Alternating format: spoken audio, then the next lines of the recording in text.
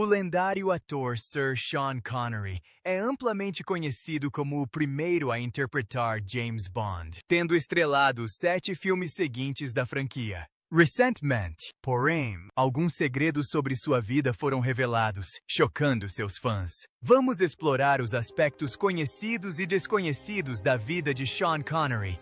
Thomas Sean Connery nasceu no Royal Maternity Hospital em Edimburgo, Escócia, em 25 de agosto de 1930. Recebeu o nome de seu avô paterno. Seus pais tiveram seu irmão Neil pouco depois. O pai deles era Joseph Connery, operário de fábrica e motorista de caminhão, e a mãe era Euphemia McBain McLean, faxineira. Connery era de ascendência escocesa, tinha formação cristã e era filho de pai católico e mãe protestante. Ele e o irmão cresceram em número. 176 Fountain Bridge. Não existe mais, pois o quarteirão foi demolido. Connery era muito pequeno no ensino fundamental, mas cresceu rapidamente aos 12 anos, atingindo uma altura de 1,88 m aos 18.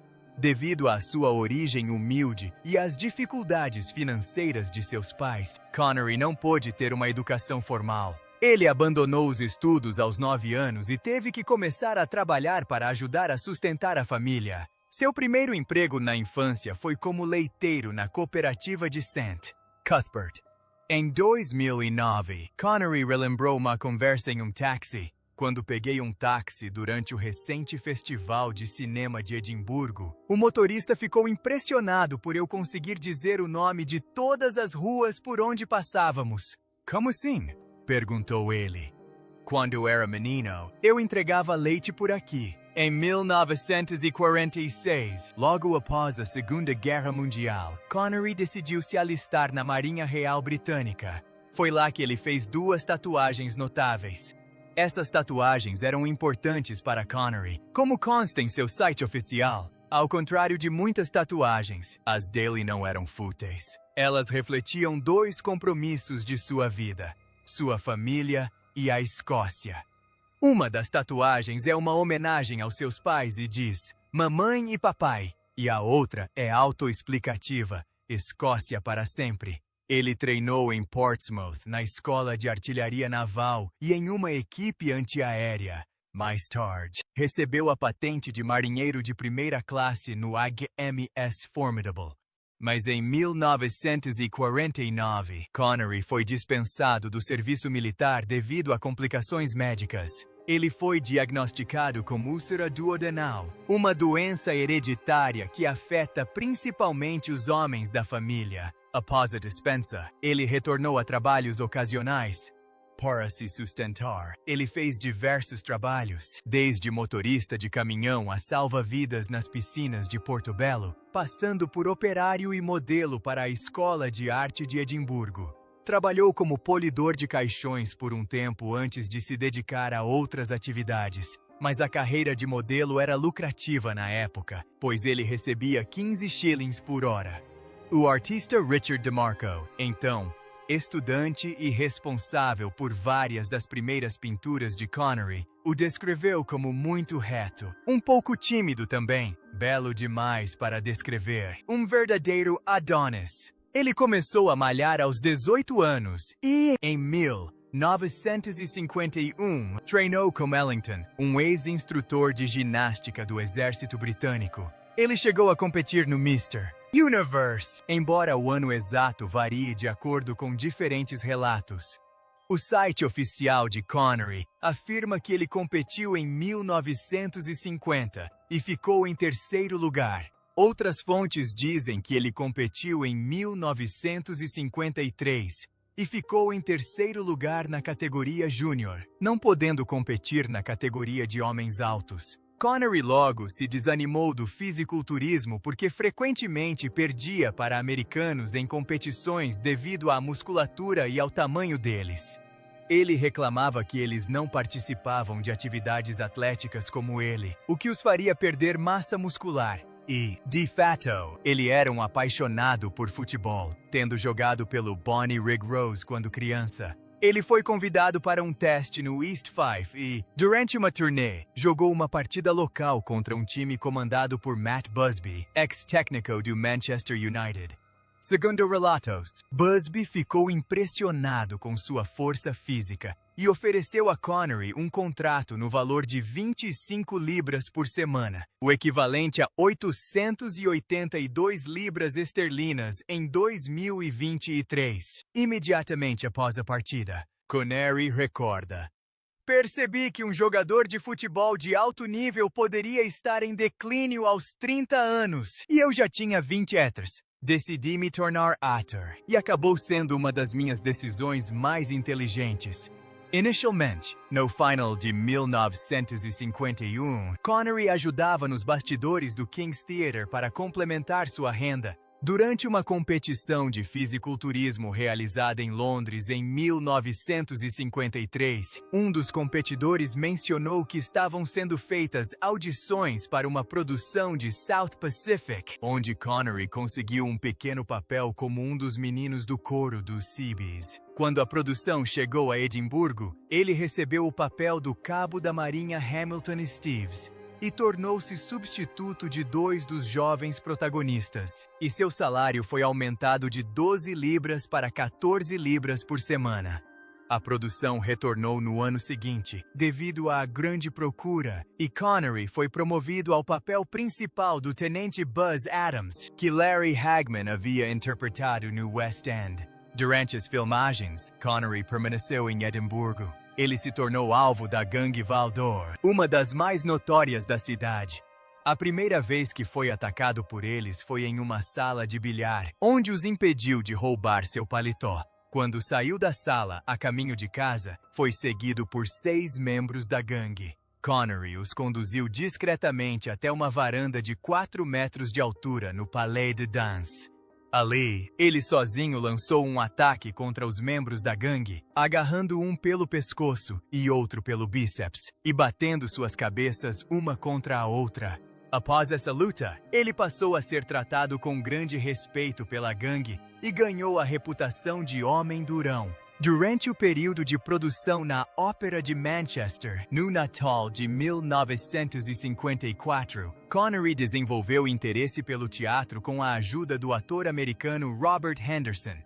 Robert emprestou a Connery exemplares das obras de Ibsen, Hedda Gabler, O Pato Selvagem e Quando Despertarmos dos Mortos. Também o incentivou a estudar obras de escritores famosos como Proust, Tolstói, Joyce, Shakespeare e alguns outros. Robert o encorajou a fazer aulas de oratória e até o ajudou a conseguir papéis no Teatro Maida Vale, em Londres. Não era a primeira vez que ele filmava. Ele foi figurante no musical Lilacs, de Herbert Wilcox, em 1954, na Primavera, ao lado de Errol Flynn e Anna Neagle. Embora Connery tivesse sido contratado como figurante, ele não tinha estabilidade financeira e precisava trabalhar como babá em tempo parcial para o jornalista Peter Noble e sua esposa, a atriz Marianne. Ele ganhava 10 shillings por noite. Numa noite fatídica, Connery conheceu a atriz de Hollywood Shelley Winters na casa de Noble. Ela descreveu Connery como um dos escoceses mais altos, charmosos e másculos que já vira e, mais tarde, passou muitas noites bebendo cerveja com os irmãos Connery. Durante esse período, Connery estava hospedado na casa da apresentadora de TV Lou Gardner. Robert acabou se tornando um verdadeiro amigo e ajudante de Connery. Ele o ajudou a conseguir um papel em uma produção teatral da Q Theatre, Testemunha de Acusação, de Agatha Christie, que custava 6 libras por semana, durante a qual ele conheceu e fez amizade com o também escocês Ian Bannon. Esse papel foi seguido por Point of Departure e A Witch in Time no Q Theatre, um papel como Penteu, ao lado de Yvonne Mitchell em The Bacchae no Oxford Playhouse, e um papel ao lado de Jill Bennett na peça Anna Christie, de Eugene O'Neill. Durante sua passagem pelo Oxford Theatre, conseguiu um pequeno papel como boxeador na série de TV The Square Ring, antes de ser dirigido pelo diretor canadense Alvin Rakoff. Alvin lhe deu vários papéis em The, que foi filmado em locações em Dover, Kent. Em 1956, Connery participou da produção teatral de Epitaph e teve um pequeno papel como um bandido no episódio Ladies of the Manor, da série policial da BBC, Dixon of Dock Green. Isso lhe permitiu atuar em pequenos papéis na televisão, em filmes como Sailor of Fortune e no programa de Jack Benny, um episódio especial filmado na Europa. O papel que o consagrou foi o do agente secreto britânico James Bond. Ele não queria se comprometer com uma série de filmes, mas entendia que, se o filme fosse um sucesso, sua carreira se beneficiaria enormemente. Graças a Donna Broccoli, esposa do produtor Albert Cubby Broccoli, Connery conseguiu o papel que mudaria sua carreira. Consta que foi ela quem convenceu o marido de que Connery era a escolha perfeita. O criador do personagem James Bond, Ian Fleming, duvidou da escolha de Connery para o papel, dizendo: "Ele não é o que eu imaginei para o James Bond. Estou procurando o comandante Bond, não um dublê grandalhão", acrescentando que Connery era musculoso, como 88 meters, e que Scott era grosseiro, mas influenciada por sua namorada, Blanche Blackwell, que lhe disse que Connery tinha o carisma sexual necessário. Fleming mudou de ideia após a estreia bem-sucedida de 7 contra o Doutor No. Ele ficou tão impressionado que incorporou a ascendência de Connery ao personagem. Em seu romance de 1964, Com 7 Só Se Vive Duas Vezes, Fleming escreveu que o pai de Bond era escocês e natural de Glencoe, nas terras altas da Escócia. Entre 1962 e 1967, Connery interpretou 7 em 7 contra o Doutor No, Moscow contra 7, 7 contra Goldfinger, 7 contra a chantagem atômica e Com 7 Só Se Vive Duas Vezes. Os 5 primeiros filmes de Bond produzidos pela Eon Productions. Após deixar o papel, Connery retornou para o 7º filme, 7, Os Diamantes São Eternos. Em 1971, Connery fez sua última aparição como Bond em Nunca Diga Nunca, uma refilmagem de 7 contra a chantagem atômica, Thunderball, de 1983, produzida pela Thalia Film de Jack Schwartzman. Todos os 7 filmes foram sucessos comerciais. James Bond, interpretado por Connery, foi eleito o 3º maior herói da história do cinema pelo American Film Institute. Sua brilhante atuação como Bond deve muito à orientação estilística do diretor Terence Young, que o ajudou a aprimorar seu estilo, ao mesmo tempo que soube aproveitar sua graça e presença física para as cenas de ação. Lois Maxwell, que interpretou Miss Moneypenny, contou que Terence acolheu Sean sob sua proteção, levou-o para jantar, ensinou-lhe como andar, como falar e até como comer. A tutória foi um sucesso. Connery recebeu milhares de cartas de fãs uma semana após a estreia de Doutor No e tornou-se um grande símbolo sexual no cinema. Após o lançamento do filme Doutor No em 1962, a frase Bond, James Bond, tornou-se um bordão no léxico da cultura popular ocidental.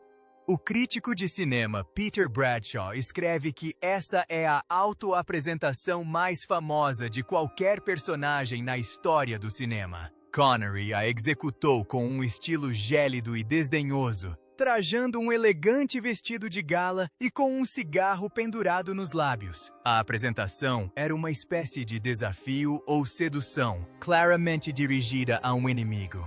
No início dos anos 60, o James Bond Connery era o auge da periculosidade e do charme nas telas. Durante as filmagens de Thunderball, em 1965, a vida de Connery correu perigo na sequência com os tubarões na piscina de Emílio Largo. Ele já estava preocupado com essa ameaça quando leu o roteiro. Connery insistiu que Ken Adam construísse uma divisória especial de acrílico dentro da piscina, mas essa estrutura não era fixa, e um dos tubarões conseguiu atravessá-la. Ele teve que abandonar a piscina imediatamente. Embora Bond o tivesse transformado em uma estrela, Connery cansou-se do papel e da pressão que a franquia exercia sobre ele, dizendo: "Estou farto de toda essa história de Bond, e sempre odiei aquele maldito dito James Bond. Gostaria de matá-lo." Michael Caine era um dos amigos mais próximos de Connery. Caine disse sobre a situação: "Se você fosse amigo dele naqueles primeiros tempos, você não tocava no assunto Bond. Ele era, e é, um ator muito melhor do que apenas interpretar James Bond. Mas ele se tornou sinônimo de Bond. Ele estava andando na rua, e as pessoas diziam: 'Olha, lá está James Bond.'" Isso o incomodou particularmente. Enquanto filmava os filmes de Bond, Connery também estrelou outros filmes, como Marnie, de Alfred Hitchcock, em 1964. No ano seguinte, A Colina, de Sidney Lumet, que o crítico de cinema Peter Bradshaw considera seus 2 melhores filmes fora da franquia Bond na década de 1960. Em meados da década de 1960, Connery jogou golfe com o industrial escocês Ian Maxwell Stewart, uma conexão que lhe deu a oportunidade de dirigir e apresentar o documentário The Bowler and the Bunnet em 1967. O filme descrevia o experimento Fairfield, uma nova abordagem para as relações industriais implementada na Fairfield Shipbuilding and Engineering Company, em Glasgow, durante a década de 1960. O experimento foi iniciado por Stewart e apoiado por George Brown, o primeiro secretário do gabinete de Harold Wilson em 1966. Os filmes posteriores de Connery incluíram vários fracassos de bilheteria e de crítica, como First Night, Just Cause, The Avengers e The League of Extraordinary Gentlemen. No entanto, ele recebeu críticas positivas por sua atuação em Finding Forrester. Ele também recebeu um Globo de Cristal por sua excepcional contribuição artística ao cinema mundial. Em uma pesquisa realizada pelo Channel 4 no Reino Unido em 2003, Connery ficou em 8º lugar na lista dos 100 maiores astros do cinema. O fracasso de A Liga Extraordinária foi especialmente frustrante para Connery. Ele percebeu durante as filmagens que a produção estava saindo dos trilhos e anunciou que o diretor, Stephen Norrington, deveria ser internado por insanidade. Connery se esforçou consideravelmente para tentar salvar o filme através da edição, decidindo, por fim, se aposentar da atuação em vez de passar por tal estresse novamente. Ele recusou o papel de Gandalf nos filmes de O Senhor dos Anéis, alegando não ter entendido o roteiro. Segundo relatos, foi-lhe oferecido $30 milhões, além de 15% da bilheteria mundial, o que lhe renderia $450 milhões. Ele também recusou a oportunidade de interpretar Albus Dumbledore na série Harry Potter e o Arquiteto na trilogia Matrix. Em 2005, ele gravou as vozes para o videogame From Russia with Love, com o produtor musical Terry Manning nas Bahamas, cedendo sua imagem. Connery disse estar feliz por os produtores da Electronic Arts o terem convidado para dublar Bond. Após receber o prêmio Lifetime Achievement Award do American Film Institute em 8 de junho de 2006, ele confirmou sua aposentadoria da atuação.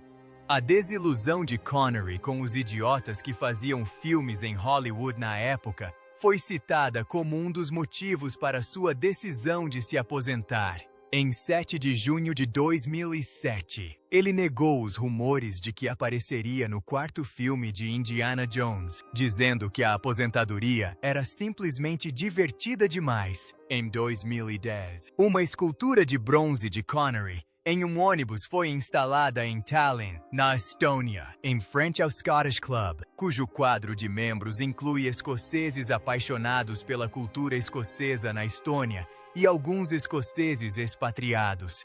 Em 2012, Connery saiu brevemente da aposentadoria para dublar o personagem principal no filme de animação escocês Sir Billy. Connery atuou como produtor executivo de uma versão expandida de 80 minutos. Fora das câmeras, os fãs descobriram que ele era torcedor do clube de futebol escocês Celtic FC, tendo sido apresentado ao clube por seu pai, um torcedor de longa data do time.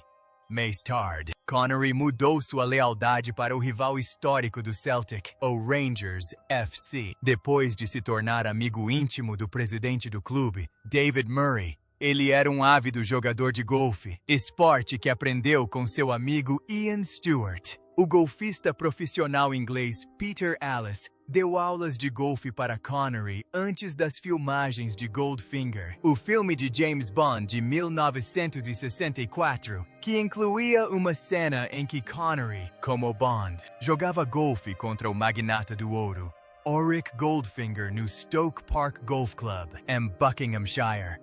Jack Nicklaus, recordista de campeonatos importantes e designer de campos de golfe, disse que adorava o golfe. Sean era um jogador de golfe muito bom e jogamos juntos várias vezes. Em maio de 1993, Sean e o lendário driver Jackie Stewart me ajudaram a inaugurar o campo PGA Centenary, projetado por nós, em Gleneagles, na Escócia. Em relação a relacionamentos amorosos, durante a produção de South Pacific, em meados da década de 1950, Connery namorou Carol Sopel, uma bela judia morena com corpo de bailarina, mas o relacionamento não durou devido à objeção da família dela. Ele então namorou Julie Hamilton, filha da cineasta, documentarista e feminista Jill Craig. Dada a aparência rústica e o charme despojado de Connery, Hamilton inicialmente o considerou uma pessoa detestável e não se sentiu atraída por ele até vê-lo de kilt, declarando-o a coisa mais linda que já vira em toda a sua vida. Ele também sentia atração mútua pela cantora de jazz Maxine Daniels, a quem conheceu enquanto trabalhava no teatro. Ele tentou conquistá-la, mas ela lhe disse que já era casada e tinha uma filha.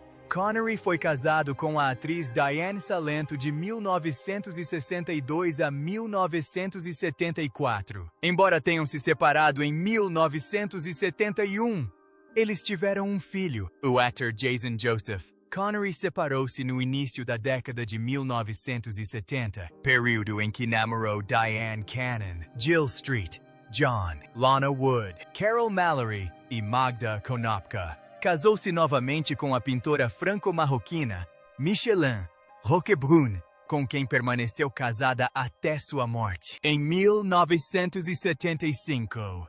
Fora da atuação, ele também era muito respeitado por sua excelência em outros aspectos da vida. Recebeu o título honorário de Shodan, primeiro Dan, em Karate Kyokushin. A rainha o condecorou com o título de cavaleiro em uma cerimônia de investidura no Palácio de Holyrood, em Edimburgo, em 5 de julho de 2000. Ele havia sido indicado para o título de cavaleiro em 1997 e 1998, mas, devido às suas opiniões políticas, a nomeação lhe foi negada até 2000. Com esse nível de sucesso, tornou-se fácil para os segredos de Connery virem à tona. Em sua autobiografia de 2006, Salento, uma de suas parceiras amorosas, alegou que Connery a havia abusado física e psicologicamente durante o relacionamento. Ele teve que cancelar uma participação no parlamento escocês em 2006 devido a controvérsias sobre seu suposto apoio à violência contra mulheres. Ele negou as acusações. No entanto, em entrevista à revista Playboy em 1965, ele disse: "Não acho que haja nada de particularmente errado em bater em uma mulher, embora eu não recomende que você faça isso da mesma forma que bate em um homem." Segundo relatos, ele teria declarado à Vanity Fair em 1993: "Há mulheres que levam a situação ao limite. É isso que elas procuram." O confronto final. "Elas querem dar um tapa." Mais tarde, em 2006, foi noticiado que Connery não acreditava que qualquer nível de abuso contra mulheres fosse justificável sob quaisquer circunstâncias. Durante seu casamento com Micheline, foi revelado que ele teve um caso com a cantora e compositora Lindsay DePaul no final da década de 1980. Ela posteriormente afirmou que se arrependeu do caso, não por ele ser casado, mas devido às suas opiniões sobre violência doméstica. Além da postura controversa que adotou em relação ao tratamento das mulheres, Connery também se envolveu na política. Suas raízes escocesas e suas experiências filmando nos estaleiros de Glasgow em 1966 o inspiraram a se tornar membro do Partido Nacional Escocês, SNP, de centro-esquerda, que apoia a independência da Escócia do Reino Unido. Em 2011, Connery afirmou que o chapéu coco e o boné eram apenas o começo de uma jornada que o levaria à sua longa associação com o Partido Nacional Escocês. Ele apoiou o partido tanto financeiramente quanto por meio de aparições pessoais. Em 1967, escreveu a George Leslie, o candidato do SNP na eleição suplementar de Glasgow Pollock de 1967, dizendo: "Estou convencido de que, com nossos recursos e habilidades, somos mais do que capazes de construir uma Escócia próspera, vigorosa e moderna, com autogoverno, da qual todos possamos nos orgulhar e que mereça o respeito de outras nações." Seu financiamento ao SNP cessou em 2001, quando o Parlamento do Reino Unido aprovou uma legislação que proibia o financiamento estrangeiro de atividades políticas no Reino Unido. Houve acusações contra ele de que era um exilado fiscal. Connery divulgou documentos em 2003 mostrando que havia pago 3 milhões de libras esterlinas em impostos no Reino Unido entre 1997 e 1998 e entre 2002 e 2003. Os críticos apontaram que, se ele tivesse residido continuamente no Reino Unido para fins fiscais, sua alíquota de imposto teria sido muito maior.